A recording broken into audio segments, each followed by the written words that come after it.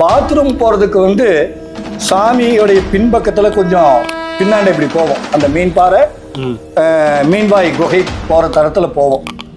அங்கே போகிற இடத்துல ஒருத்தர் மாலை நேரம் போகிறேன். போகும்பொழுது வெள்ளை வேட்டி, எதுவும் பட்டு வேட்டி, பட்டு சட்டை, பட்டு தலையில் ஒரு துண்டு கட்டிட்டு ஒருத்தர் பீடி எடுத்துட்டு அந்த பாறையில் நின்று அப்படி சாஞ்சிட்டு ஒரு காலை தூக்கி இப்படி நின்றுட்டு இப்படி வச்சுட்டு இப்படி ஊதுறார். நான் அப்படியே பார்க்குறேன், என்ன யாது இங்கே நிற்கிறீங்க? இந்த மனுஷன் இவ்வளவு அழகாக இருக்குது, பட்டு வேட்டி கட்டிட்டு இருக்காரு, ஒரு அழுக்கும் கூட கிடையாது அப்படின்னு ஒன்று நினைக்குது. ஒரு அதட்டலான ஒரு சத்தம், ஏய் என்ன போ அப்படின்னு ஒரு சத்தம்.